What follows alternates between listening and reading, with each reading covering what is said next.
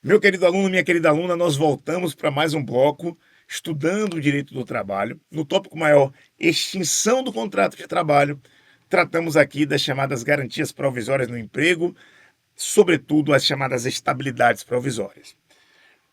Apesar de termos citado as estabilidades definitivas, que não estão em desuso completo, nós focamos nessas estabilidades provisórias. No primeiro encontro, falamos da estabilidade do dirigente sindical, da empregada gestante, do membro da CIPA, do membro da Comissão de Representação dos Empregados. E neste encontro, o segundo encontro, falamos ainda de outras estabilidades, como, por exemplo, a estabilidade do diretor de cooperativa. Estudamos que o dirigente de cooperativa tem estabilidade no mesmo tratamento que o dirigente sindical.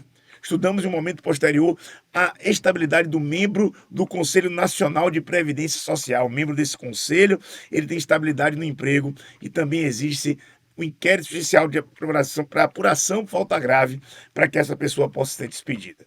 Dando continuidade, nesta mesma linha, continuaremos a tratar sobre essas estabilidades provisórias tão importantes ao nosso sistema jurídico. Nesta ocasião, temos por objetivo tratar a estabilidade do membro do Conselho Curador do FGTS, a estabilidade daqueles que são membros da chamada Comissão de Conciliação Prévia, explicaremos o que representa os empregados, tá? Porque o membro da Comissão de Conciliação Prévia pode representar tanto empregados como empregadores. E também falaremos um tópico muito afeito à ideia de um direito constitucional do trabalho, um aspecto realmente relevante. Se existe ou não uma estabilidade provisória para o empregado ou empregada portador ou portadora do vírus HIV ou de outras doenças muito graves. Esses três tópicos são aqueles que nós pretendemos nessa oportunidade discorrer com vocês, trabalhar com vocês. Peço que vocês sigam o Tec Concurso nas plataformas, me sigam também no Instagram, Bruno Marbach, ADV Prof. E se tiverem dúvidas sobre quaisquer dos conteúdos que estou ministrando, como seu professor aqui no TEC, por favor, mande um direct para mim. Eu vou procurar interagir com você com toda humildade e respeito e procurar dirimir as suas dúvidas, interagir com você e muitas vezes aprender com você também. Então, os professores do TEC têm muitas vezes uma agenda cheia, como eu tenho, mas deve existir sempre uma disponibilidade para a gente ouvir com humanidade e com atenção o nosso aluno, a nossa aluna. São vocês que fazem o TEC. Gente, conheçam nossa plataforma, assinem nossa plataforma, questões de todos os concursos principais. Nós disponibilizamos essas aulas como essa que estou ministrando aqui para vocês e tantas outras no YouTube. Uma marca poderosa no Brasil e que pode ser fortalecida com o seu estudo, com a sua divulgação e com a sua confiança de que nós estamos aqui tentando dar o nosso melhor e servir para que vocês alcancem os seus sonhos. Ah, professor, isso é clichê, você só quer ganhar dinheiro. É claro que numa sociedade empresária se quer lucro. É claro que um professor, sendo remunerado, quer obter lucro. Mas eu vou dizer uma coisa para vocês aqui. Olha para mim, você que está aí na tela. Porque às vezes a aula YouTube, assim, gravada, parece tão mecânica, né? Mas olhe para mim. Você acha que eu estou aqui só por dinheiro? Nunca. Eu estou aqui porque eu preciso trabalhar, que eu preciso manter duas crianças, meus filhinhos lindos, Davi e Jonas. Mas eu estou aqui porque eu amo isso aqui. Eu gosto disso aqui. Eu quero ser um instrumento nas mãos do Criador, independente da sua fé, para você alcançar o seu sonho, meu amigo, minha amiga. Você não pode desistir. Eu sei que tem gente assistindo essa aula agora que vai depois se lembrar disso. Você não pode desistir dos seus sonhos. Estude, lute, não vem de graça. Se não nasceu com um berço mais favorecido ou com facilidade, não desista também. Apenas lute mais, persevere e batalhe. Você nunca é um derrotado enquanto você não desiste da realização de seus sonhos. Beleza? Vamos para o conteúdo energizado, com vontade, com disposição de aprender. Isso aqui é Tec Concurso. É um curso vivo. E você deve conhecer o nosso material humano e também o nosso material técnico, que eu tenho certeza pode fazer a diferença na sua vida, na sua aprovação. Muito bem? Vamos lá estudar, continuar a estudar as chamadas garantias provisórias no emprego, as noções de estabilidade. Muito bem. Agora, após vermos que existe uma estabilidade do membro do Conselho Nacional da Previdência Social, porque o artigo 3º, quando fala do Conselho Nacional da Previdência Social, diz que é assegurada a estabilidade do emprego, da nomeação até um ano após o término do mandato de representação, só podendo ser despedido como? Por falta grave através de processo judicial, onde se oportuniza ampla defesa, contraditório, que é isso, exigência de inquérito judicial para apuração de falta grave. Então, membro do Conselho Nacional da Previdência Social, diretor de cooperativa, dirigente sindical, para esse a gente exige o quê? A gente exige a propositura de uma demanda especial, o inquérito judicial de apuração de falta grave. Já foi objeto do nosso estudo em vídeos anteriores, dê uma olhadinha lá também. Agora, estabilidade do membro do Conselho Curador do FGTS. Olha o que diz o artigo 3º da lei. É a lei do FGTS aqui, tá bom? Diz assim: o FGTS será regido por normas e diretrizes estabelecidas por um conselho curador, composto por representação de trabalhadores, empregadores e órgãos e entidades governamentais, na forma estabelecida pelo Poder Executivo. Parágrafo 9º. Aos membros do conselho curador, enquanto representantes dos trabalhadores, olha para cá, enquanto representantes dos trabalhadores, efetivos e suplentes. Por que ele faz esse parêntese? Olhe para mim. Enquanto representante dos trabalhadores, porque tem aqueles que não vão representar os trabalhadores. Esses não têm estabilidade. Quem vai ter estabilidade é quem vai representar quem? O trabalhador. Volte para cá. Aos membros do conselho curador, enquanto representantes dos trabalhadores, efetivos e suplentes, é assegurada a estabilidade no emprego, da nomeação até um ano após o fim do mandato de representação, somente podendo ser despedido por motivo de falta grave. E olha o detalhe, regularmente comprovado através de processo judicial. Qual é esse processo judicial? Repito, inquérito judicial para apuração do falta grave. Está lá no artigo 853 da CLT. Exige uma petição inicial escrita. Não se aplica aqui o princípio da oralidade. 6 testemunhas por partes. Cada parte pode apresentar até 6 testemunhas. Uma ação de natureza dúplice. Como assim, professor? O que é uma ação de natureza dúplice? Uma ação de natureza dúplice para processualística civil e para processualística laboral é aquela ação ou demanda onde a simples improcedência do pedido do autor constitui uma procedência para o réu, não sendo necessária a apresentação de reconvenção. Tudo isso aqui nós vemos, está no inquérito judicial para apuração de falta grave, um procedimento especial do processo trabalhista. Apesar do nome, não é inquérito como lá na esfera penal, tá? Que tem aquele inquérito que tem uma natureza inquisitiva, investigatória. Não, não, não. Aqui é uma ação judicial, é uma demanda judicial cujo nome é inquérito judicial para apuração de falta grave. Agora, doutores e doutoras, vamos examinar uma outra modalidade de estabilidade, muito importante, muito valiosa, porque a gente tem que fazer um pequeno parâmetro sobre as formas de resolução do conflito e uma ferramenta para melhorar uma das formas de resolução, que é a autocomposição. Eu vou procurar ser breve nessa estrutura, porque você vai estudar isso em direito processual do trabalho, mas eu tenho que lhe falar disso para que haja para que você possa se situar, para entender por que existiram comissões de conciliação prévia, porque, obviamente, hoje em dia elas estão em desuso. Em primeiro lugar, temos que entender que quando há um conflito, esse conflito tem que ser objeto de uma resolução. Porque a sociedade, para que possa bem se desenvolver, ela não pode conviver com o conflito como algo natural, no sentido de deixá-lo acontecer. O conflito acontece, é natural que aconteça, mas deve ser resolvido. Na história, as formas de resolução dos conflitos são, primeiro, a autotutela, que é a resolução egoística do conflito. Eu resolvo no próprio braço. Lei de Dalian, olho por olho, dente por dente. Eu sou mais forte, a terra é minha. É assim a autotutela.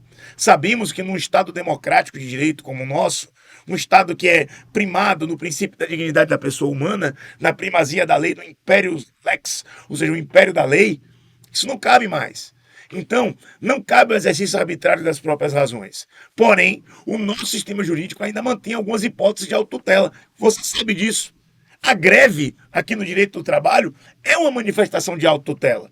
No direito penal, a legítima defesa O agir se protegendo, tendo que matar o outro, só o barco só dava para um, em estado de necessidade. É modalidade de autotutela. No direito civil, o desforço imediato e incontinente. Você está lá na sua fazenda, o sujeito invade a cerca, você atira para se proteger. São modalidades de autotutela. São exceções que devem ser previstas pela Constituição ou pela lei. Essa é uma das formas de resolver o conflito. A solução egoística do conflito à autotutela. Uma outra forma de resolver o conflito é a chamada heterocomposição. A palavra hétero vem do grego heteros, diferente, composição, compor. Como é que você resolve? É quando um terceiro, imparcial, equidistante entre as partes, impõe autoritativamente a forma de resolver o conflito. A heterocomposição se subdivide em arbitragem, regida pela Lei 9.307/96, e versa sobre direitos individuais disponíveis como regra.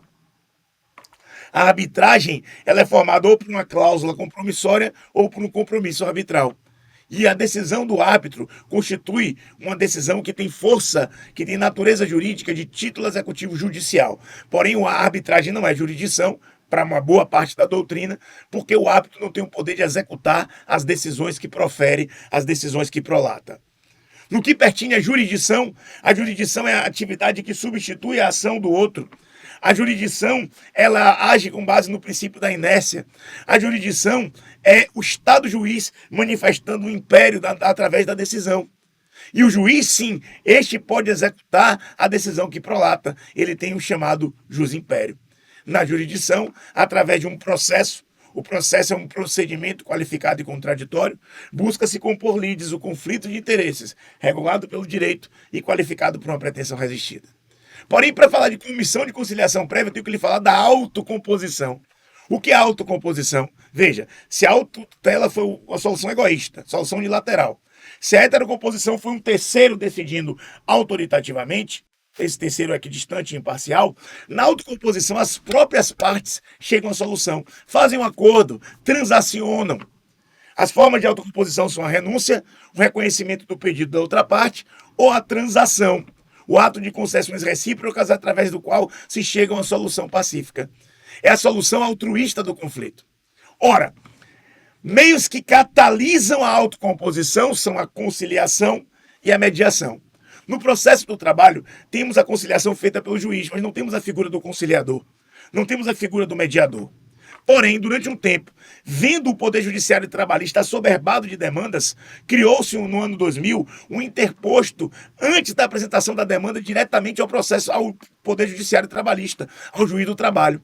Criaram-se as chamadas comissões de conciliação prévia.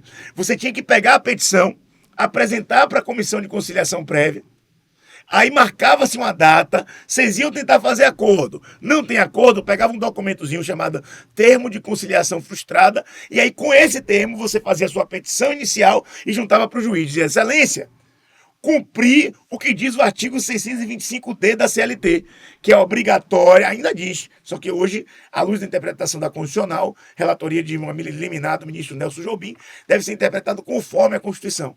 Na época era uma obrigatoriedade, eu tinha que dizer, excelência, cumpri a obrigatoriedade, fui lá para conciliar, não teve conciliação, estou apresentando minha demanda. Hoje em dia, se você quiser falar, nem é necessário, você fala, excelência, como apresentar uma demanda na comissão de conciliação é uma faculdade, interpretação conforme a Constituição, não é mais uma obrigatoriedade, é uma faculdade, então eu irei, dentro desse particular, apresentar minha demanda direto, sem comissão de conciliação prévia. É possível hoje que alguém apresente uma demanda judicial trabalhista sem submeter nada à comissão de conciliação prévia? É possível, interpretação conforme do artigo 625D da CLT. Isso é o que é de mais importante para você saber.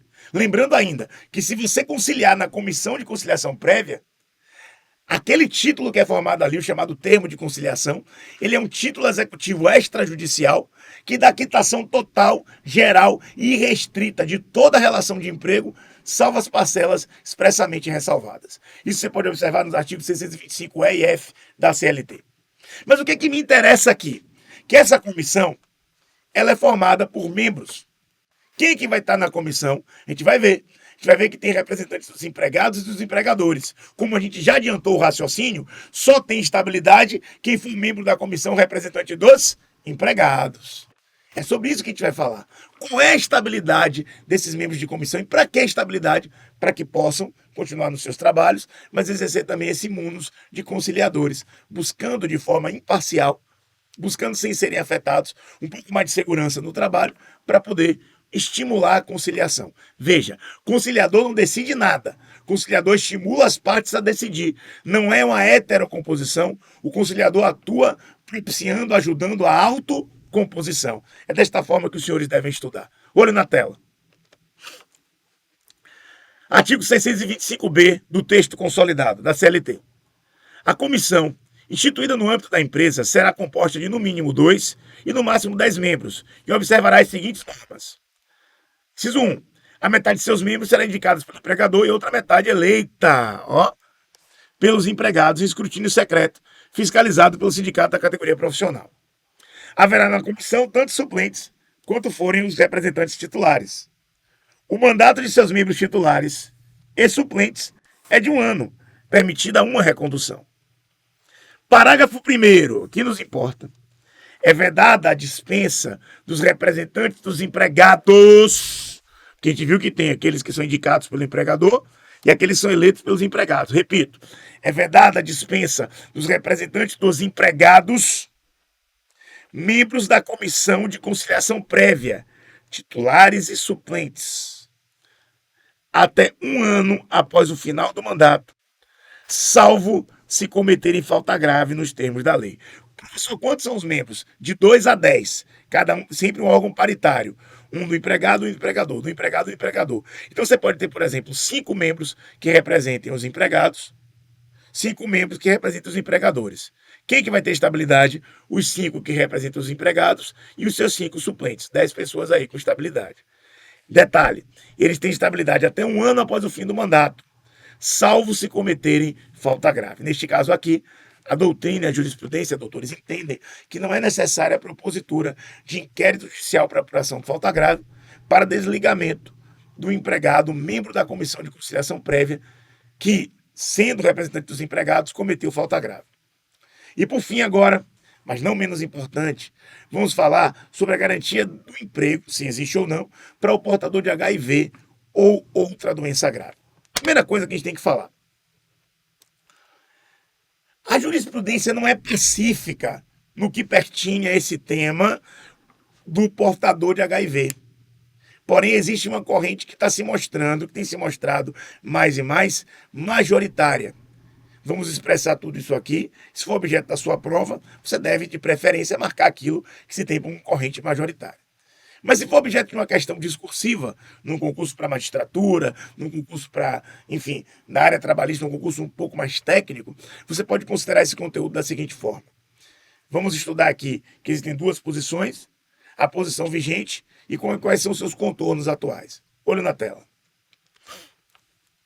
Diz assim: a jurisprudência não é pacífica quanto à garantia do emprego do portador do vírus HIV. AIDS é a sigla inglesa que traduz a expressão Acquired Immunodeficient Syndrome, ou seja, a síndrome de imunodeficiência adquirida.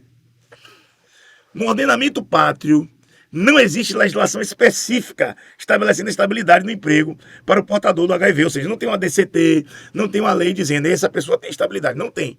O ordenamento é silente. Diante de tal circunstância, os tribunais decidem de 2 maneiras distintas. Olha para cá, são 2 posições que os tribunais adotam. Ou decidem negando a estabilidade, dizendo que há omissão da normativa, então não há de se falar de estabilidade, não tem lei, não tem texto normativo que embase. A segunda são decisões que entendiam que mesmo não existindo, gente, preceito legal, mesmo não existindo base legal, a estabilidade do empregado portador do HIV pode ser realizada quando a gente utiliza o artigo 8º da CLT, que é o artigo que vai falar da comatação de lacunas, já estudamos, tem vídeo sobre isso, para valer-se dos princípios gerais do direito, da analogia dos costumes, para solucionar as demandas. Ou seja, o ordenamento é silente, é lacunoso, vamos procurar preencher, comatar essa lacuna. Esse segundo posicionamento culminou na edição da súmula 443 do TST, que reconhece a presunção de dispensa discriminatória do portador do HIV ou de outra doença grave. Então vejam, essa doutrina se mostrou, esse posicionamento jurisprudencial se mostrou majoritário, Entendeu-se o seguinte: olha, não tem de fato lei que proíba ou que diga que de fato tem estabilidade. Mas, quando a gente analisa o artigo 8º, a gente tem que matar a lacuna, a gente tem que analisar a analogia, os princípios gerais de direito. Não vamos deixar isso lacunoso. Então foi editada a súmula 443 do TST. Olha para cá. Dispensa discriminatória. Empregado portador de doença grave, estigma ou preconceito. Direito à reintegração. Presume-se discriminatória a despedida de empregado portador do vírus HIV ou de outra doença grave que suscite estigma ou preconceito. Inválido ato, o empregado tem direito à reintegração no emprego.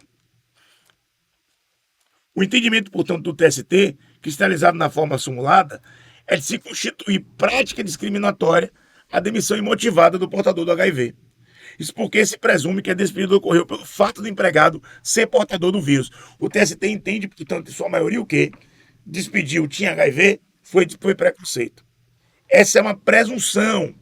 Professor, pode ser que no caso concreto não aconteça, sim, mas é ônus do empregador provar isso, um ônus bem difícil.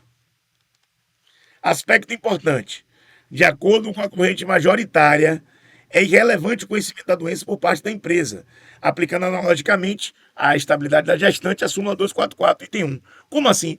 Lá na estabilidade da gestante, pouco importa se o empregador sabia ou não que ela estava grávida. Está grávida, tem estabilidade. Eles estão aplicando o mesmo raciocínio aqui, a corrente majoritária. Tem HIV, então tem estabilidade. Agora, você não pode pressupor que foi uma dispensa discriminatória. Se ele não sabia e despediu antes, ficou sabendo depois, talvez você consiga até reintegração, mas não vai conseguir, por exemplo, uma indenização por dano moral se não tiver uma prova cabal. Então isso, no caso concreto, tem que ser analisado sempre com muita atenção pelo advogada que é militar, mas para a sua prova, você pensa o quê? Corrente majoritária, a dispensa é discriminatória. Olha para cá. O empregado que for portador do vírus HIV ou outra doença grave somente poderá ser desligado por justa causa nas hipóteses do artigo 482 da CLT, ou seja, falta grave que legitima justa causa. Base constitucional, artigo 1º, inciso 3º, o que é isso aqui? É a dignidade, o princípio da dignidade da pessoa humana, que é o princípio norteador do nosso sistema. Artigo 5º, quando fala de igualdade, todos são iguais perante a lei, sem distinção de qualquer natureza, garantindo aos brasileiros e aos estrangeiros residentes no país a inviolabilidade do direito à vida, à liberdade, à igualdade, à segurança e à propriedade. E a Lei 9.029 de 95, que proíbe toda forma de discriminação em seu artigo 4º. Olha para cá, gente. O rompimento da relação de trabalho por ato discriminatório nos moldes desta lei, além do direito à reparação do dano moral, faculta o empregado a optar entre reintegração, ressarcimento integral de todo o período, mediante pagamento de remunerações devidas acrescidas de juros e corrigidas, ou percepção em dobro da remuneração do período de afastamento, corrigida monetariamente e acrescida de juros legais. Então, o que a gente conclui? Que a pessoa que está aqui, que tem o vírus HIV, outra doença grave, ela quiser despedida, ela sofre uma prática discriminatória. Caso ocorra essa dispensa discriminatória, pode existir ainda a indenização pelos chamados danos morais. Por fim, embora não seja a minha área, seja a área do meu amigo, o professor Levi, esfera penal, a Lei 12.984 de 2014 define o crime de discriminação dos portadores de vírus da imunodeficiência, HIV.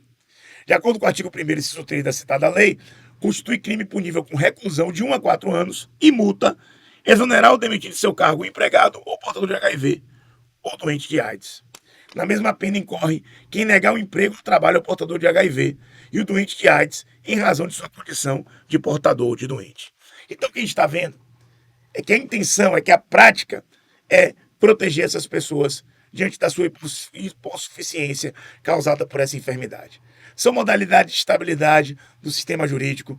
Vamos em frente, continuando com os nossos estudos. É sempre um prazer estar aqui com vocês, ministrando conteúdo no Tec Concurso. Um abraço.